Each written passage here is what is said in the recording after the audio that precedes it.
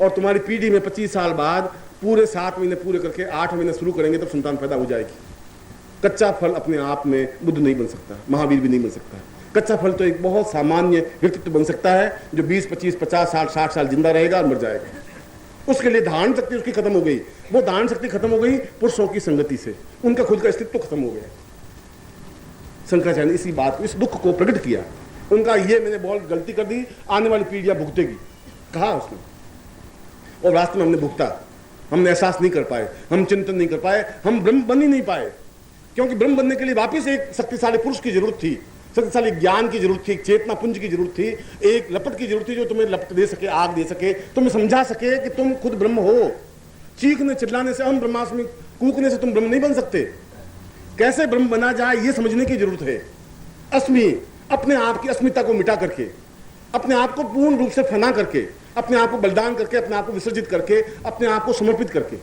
और जहां समर्पण करने की क्रिया अगर तुम में नहीं, अकड़ है, अहम है, तो फिर तुम अस्मि नहीं बन सकते। जहां तुम अस्मि नहीं बन सकते वहां तुम ब्रह्म भी नहीं बन सकते। और जब ब्रह्म नहीं बन सके तो उस आत्म तत्व पर नहीं पहुंच सकते। इसलिए मैंने मनुष्य शरीर के तीनों भेद बताए। देह तत्व जहां तुम हो, देह तत्व जहां तुम्हें खाने की इच्छा होती है, देह तत्व जहां तुम कहते हो सब्जी में नमक कम है, ये सब देह तत्व है। देह तत्व जो मेरी पत्नी कहाँ चली गई, 1 घंटे भर नहीं आई, क्या हुआ, यहाँ तुम्हारा देह तत्व है। ये देह तत्व है कि पति गया और आधे घंटे तक आया नहीं, रोज 5 बजे ऑफिस से आ जाता है, साला आज 7 बजे तुम गया कहाँ, 2 घंटे तक कहाँ रहा। अरे भाई ऑफिस में काम था, साल तेरे ऑफिस में काम था, मैंने टेलीफोन किया, तू ऑफिस भाई। ये सब देह तत्व है। क्योंकि विश्वास खत्म हो गया, एक दूसरे के बीच में एग्रीमेंट था वो खत्म हो गया, एक दूसरे के प्रति जो समर्पण भाव था वो खत्म हो गया, एक शक पैदा हो गई, एक संदेह पैदा हो गया। और जहां शक और संदेह है वहां पुरुष नहीं रह सकता, वो स्त्री नहीं रह सकती, वहां मन की भावना आ ही नहीं सकती, वहां अच्छा संबंध नहीं बन सकता, वहां प्रवचन नहीं बन सकता, वो अपने आप में ज्ञान का पुंज नहीं बन सकता, कविता नहीं बन सकती, वो कविता नहीं लिख सकता, वो ज्ञान चेतना भी नहीं फैला सकता। इसलिए शंकराचार्य, और मैं शंकराचार्य का शब्द इसलिए कह रहा हूं कि हमारी कड़ी टूटी शंकराचार्य से, इसलिए कड़ी में वहां से जोड़ रहा हूं, बुद्ध से नहीं जोड़ रहा हूं। बुद्ध की बात शंकराचार्य पैदा कर दिया उसने, इस पृथ्वी ने। शंकराचार्य की बात कड़ी टूट गई, इसलिए मैं उस कड़ी को जोड़ कर तुम्हें बता रहा हूं। और इसलिए शंकराचार्य ने उस 30 लाइन में दुख प्रकट किया कि क्या शिष्यों का कोई कर्तव्य नहीं है गुरु के प्रति। क्या मैं जो बात पूरे अपने ग्रंथों में कहा, इस ग्रंथों में यह कहा कि गुरु ऐसा करे, गुरु ऐसा करे, क्या शिष्य का कोई कर्तव्य, कोई धर्म, कोई चिंतन, जब शिष्य है, अगर वो शिष्य है तो क्या उसका कोई मर्यादा नहीं है गुरु के प्रति। अगर वो कहता है अगर शिष्य मेरे सही होते, ये मेरा दुर्भाग्य है कि मुझे शिष्य अच्छे नहीं मिल सके, ये मेरा दुर्भाग्य है कि मुझे पत्नी अच्छी नहीं मिल सकी, ये मेरा दुर्भाग्य है कि मुझे पति अच्छा नहीं मिल सका। और शंकराचार्य कह रहे मेरा दुर्भाग्य है कि मुझे अच्छा शिष्य नहीं मिल सके, इसलिए 33वें वर्ष में मुझे मरना पड़ रहा है। इसलिए मरना पड़ रहा है कि बार बार मैं अपने आप में घुट रहा हूं, अपने आप में मेरी घुटन इतनी ही हो गई है कि सीना फट जाए और निकल जाए, मैं कुछ कह नहीं पा रहा। शिष्यों की ड्यूटी, शिष्यों का धर्म, शिष्यों का कर्तव्य था कि मेरे सुख की चिंता करे। अगर एक शंकराचार्य और 20 साल जिंदा रहता तो शायद और 4-6 ग्रंथ लिख पाता, अद्वितीय ग्रंथ लिख पाता, एक ऐसे ग्रंथ लिख पाता जहां हजारों हजारों साल तक पीढ़ियां उनको याद करती। एक शंकर भाष्य लिख करके शंकराचार्य खत्म हो गए। और शिष्यों की इससे बड़ी कृतज्ञता कुछ नहीं हो सकती, इससे बड़ा झूठ, इससे बड़ा छल अपने गुरु के प्रति कुछ नहीं हो सकता कि उसने उनको जीवित नहीं रहने दिया, ईसा मसीह को जीवित नहीं रहने दिया। इसलिए जीवित नहीं रहने दिया कि वह जीवित रह के कड़वी बात कह रहा था। वो कह रहा था तुम गलती कर रहे हो, वो कह रहा था कि ये सब कुछ ठीक नहीं है, तुम युद्ध नहीं करो, तुम लड़ाई नहीं करो, तुम मारपीट नहीं करो, तुम राजाओं को मत मारो, सिपाहियों को मत मारो। वो बात बहुत कड़वी थी। गुरु तो कहेगा, पर शिष्य का भी शंकराचार्य कहना कर्तव्य है कि गुरु को जिंदा रखे। अगर वो जिंदा रहा, अगर उसकी घुटन को एहसास की, क्योंकि गुरु तो देह तत्व पर आकर के तुमसे बात कर पाएगा। अगर वो आत्म तत्व पर रहे फिर तुम्हारी जरूरत है ही नहीं, फिर तो आंख बंद की तुम बैठे हो, मैं भी आंख बंद की बैठा हूँ, 4-6 घंटे 8 घंटे बैठा हूँ, तुम अपनी जगह मैं अपनी जगह, फिर उससे तो कोई फायदा भी नहीं होगा। मैं तुम्हें कैसे समझा पाऊंगा? तुम्हें समझाने के लिए मुझे देह तत्व पे आना ही पड़ेगा। रविशंकर बहुत बड़े एक संगीतज्ञ हैं, नाम तुमने सुना होगा, अमेरिका में, इंग्लैंड में, पूरे संसार में उनका नाम है, सितार वादन में। हिंदुस्तान में आए, सब संसार में घूमते घूमते उन्होंने बहुत बड़े प्राइज प्राप्त किए, करोड़ों रुपए कमाए। जब हिंदुस्तान में आए तो उन्होंने सोचा कि जिस गांव में पैदा हुआ उस गांव के प्रति भी मेरे कुछ कर्तव्य हैं, कुछ ऋण हैं। छोटा सा गांव है, 300 घर का, तो क्या हुआ? मैं अगर न्यूयॉर्क में इतना प्रयोग दे के आया हूँ, इतने सितार बजा के आया हूँ, इंग्लैंड में बजा के आया हूँ, फ्रांस पेरिस में बजा के आया हूँ, तो हिंदुस्तान में बजाऊंगा। हिंदुस्तान में उनको बड़ा सम्मान दिया गया, राष्ट्रपति ने उनको अवार्ड दिया, सब कुछ किया, तो अपने गाँव में गए।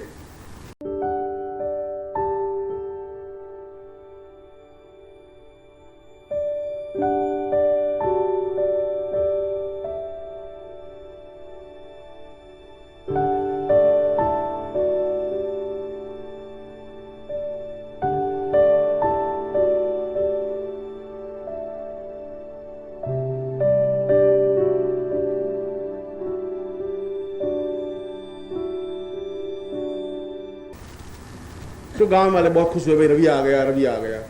ये हमारा बचपन का रविया था, तू नंगा घूमता था, रविया तुझे याद है? अभी घूमता था, तो 5 साल का था तो घूमता था। अब उसमें कौन सी आप महानता मुझे दिखा रहे हैं कि तू रविया नंगा घूमता था? रविशंकर ने कहा मैं आपके गांव में पैदा हुआ, 300 का गांव वैसा का वैसा है, मगर मैं आज पूरी दुनिया में मेरा नाम है और मैं एक सितार बजाता हूँ एक सिटिंग में 2 घंटे या 2.5 घंटे या 3 घंटे, तो मुझे $50,000 मिलते हैं, $1 लाख मिलते हैं, $5 लाख मिलते हैं, मगर मैं तुम्हारे गांव में फ्री बजाऊंगा। गांव वालों ने कहा कि हिंजारो सभा है और सभा में सितार बजाएंगे, अपन सुनेंगे। तो गांव वालों ने मिलकर के सब इकट्ठे हुए, एक खाली पीपा रख दिया, खाली पीपे के ऊपर गैस जमा करके गैस लगा दिया, गांव में बिजली तो थी नहीं, आगे जाजम बिछा दी और जाजम पर लोग आकर के बैठ गए, औरतें आई, आदमी आए, बैठ गए। रविशंकर भी आए, उन्होंने सितार बजानी शुरू की, पक्की राग, जयजयवंती राग शुरू कर दी, ता ता ता तुम तुम तुम तुम तुम। अब आंख बंद की, तुम करते रहे। अब 15-20 मिनट तो तुम में लग गए। कहाँ यहाँ से गया था तो दिमाग बिल्कुल ठीक। अरे अंखियां मिला के, जिया भरमा के चले नहीं जाना, कोई गाना हुआ? ये तुम साला क्या गाना हुआ? फिर गाँव में अपने गांव का रवैया है तो सुनो तो सही। अब ये बार बार रवैया थोड़े आएगा, कह दिया था। अब आधे घंटे तुम करते रहे, फिर उनका प प प प प प प प प प घुंघरू बांध मीरा नाची, बोलना था बेचारा, प पे अटक गए और प अटकते थे 1 घंटे तक प प प प ग प प प करते रहे, आंख बंद करके वो बजाते रहे।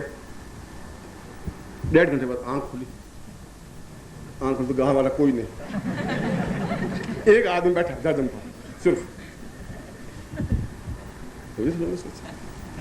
सब चले गए। अभी तो मैंने पग भी पूरा नहीं बोला, अभी तो घुंघरू बाकी है, मीरा बांधी रे, अभी तो 2, 2.5, 4 घंटे का कार्यक्रम है सर।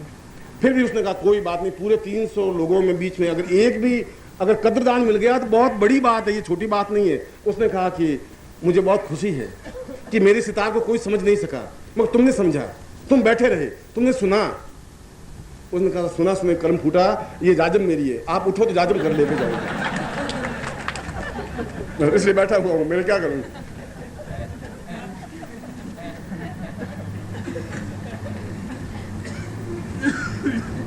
अब तुम उस चीज को, मैं चाहे चीखूं ब्रह्म ब्रह्म, तुम चीखूं और तुम उसको समझो ही नहीं।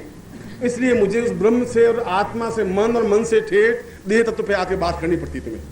अब तुम सोचो कि गुरुजी ये ब्रह्म छोड़े तो जाएं और खाना खाएं। अब हो गया गुरुजी, ब्रह्म तो जहां आएगा तो आएगा। अपने आप में पूर्ण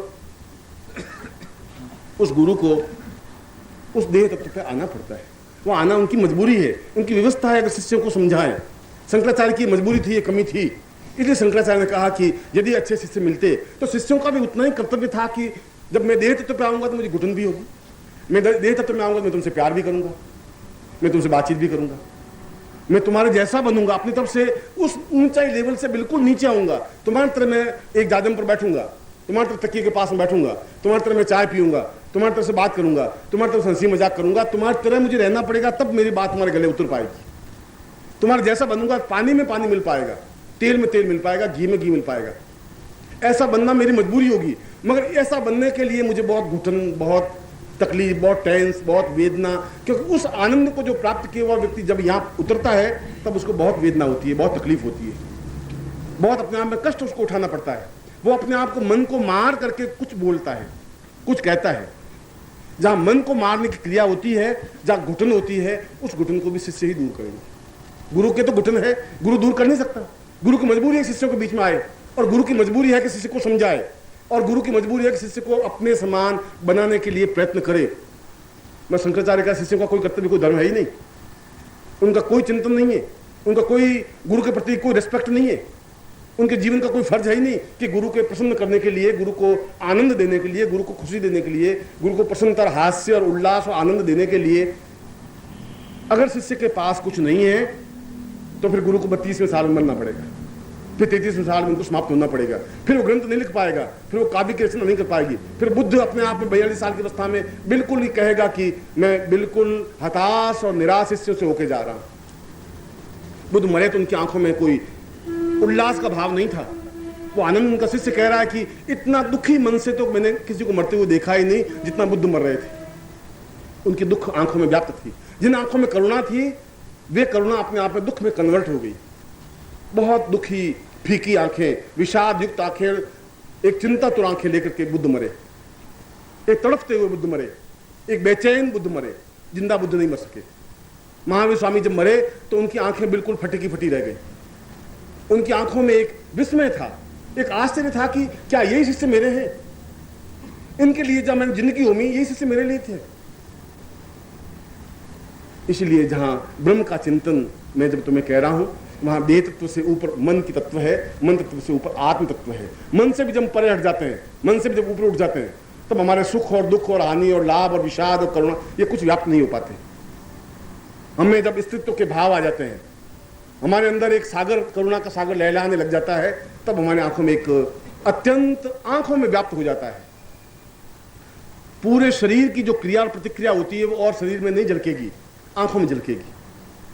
आप कहें या नहीं कहें, आंखें तो बिल्कुल सत्य बात बोलेंगी ही। आप जो क्रोध में हैं, ऊपर से बहुत संयमित हैं, तभी आंख देखते कह देंगे कि आज गुरुजी क्रोध में हैं।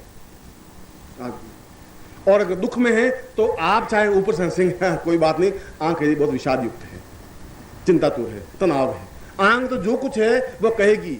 जब बुद्ध मर रहे थे तो बुद्ध कुछ नहीं बोल रहे थे, आंख सब कुछ बोल रही थी। जब महावीर मरे तब आंख सब कुछ कह रही थी। जब ईसा मसीह को टांगा सूली पर, उस क्रॉस पर, तब उनकी आंख बोल रही थी कि क्या ये क्या हुआ। इस पैराडाइज ने जिसको मैंने शिष्य बनाया, इसी ने मुझे पकड़वा करके मरवा दिया। एक आश्चर्य विस्मय का भाव था और उस पैराडाइज ने आंखें बंद कर दी कि ये मेरी तरफ ताक रही है, मेरी तरफ घूर रही है। इसलिए जहां वे अहम ब्रह्मास्मि शब्द बोल रहे हैं तो हम ब्रह्म हैं। मैं जो आपको दीक्षा देने जा रहा हूं, ब्रह्मांड दीक्षा या ब्रह्म दीक्षा, उसको केवल इसलिए नहीं कि मैं केवल आपको ब्रह्म दीक्षा दे रहा हूं, मैं आपको समझा भी रहा हूं कि आप तो ब्रह्म हैं ही। लपट तो आप में है, आग है आप में, चिंगारी है, जगाने की जरूरत है, फूंक देने की जरूरत है, उसको एकदम ज्वाला बनाने की जरूरत है। अगर वो ज्वाला बन गई तो अपने आप में आप एक आनंद के सागर में लहलाएंगे। एक मेघ तो ऊपर आपके ऊपर लहला रहा है, एक बूंदे बरसने की जरूरत है, भीगने की जरूरत है। वसंत तो बिल्कुल आया है, मगर आप बिल्कुल दरवाजा बंद करके बैठ जाएं तो वसंत की हवा का आप आनंद नहीं ले सकते, वसंत की ससराहट को भी नहीं देख सकते, उस मोर जो बोला है उस मयूर की आवाज को भी एहसास नहीं कर सकते, उस कोयल की आवाज को भी अनसुनी कर देंगे, दरवाजे बंद करके बैठ जाएंगे। अपने शरीर के दरवाजे बंद कर दिए तो फिर आपके जीवन के पास कुछ रहेगा नहीं, कोई पूंजी नहीं आपके पास, देह तत्व से कुछ जीवन प्राप्त नहीं हो सकता। इसलिए कल मैंने आपको ब्रह्मांड दीक्षा का एक पाठ दिया। एक पाठ देने का मतलब है कि मैं उस ब्रह्म को आपके अंदर गुरु को समाहित करने की क्रिया करना चाहता था, और मैं आज समाहित कर रहा हूं उस ब्रह्म को, तो आपके मन तत्व को आपको पकड़ाने की क्रिया।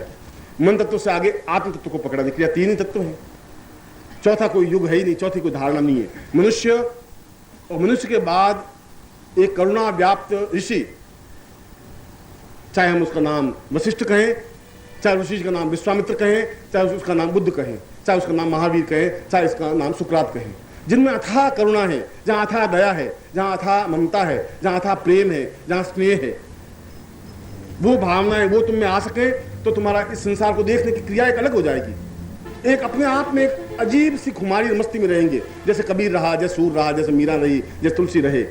वो खुमारी तुम में व्याप्त आसानी से नहीं हो पाएगी, देह तत्व में तो नहीं हो सकती। उस तत्व में जाने पर और उस तत्व से जब ऊपर उठेंगे, जो मैं क्रिया आपको कराने जा रहा हूं, क्योंकि जब आप नहीं कर सके तो मैं आपके लेवल पे आके आपको उस जगह लेके चलूं।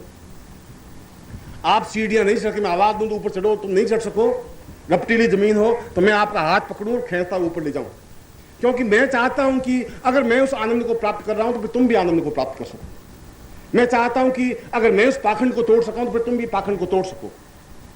जब मैं चाहता हूं कि मैं उस करुणा और दया और प्रेम और स्नेह से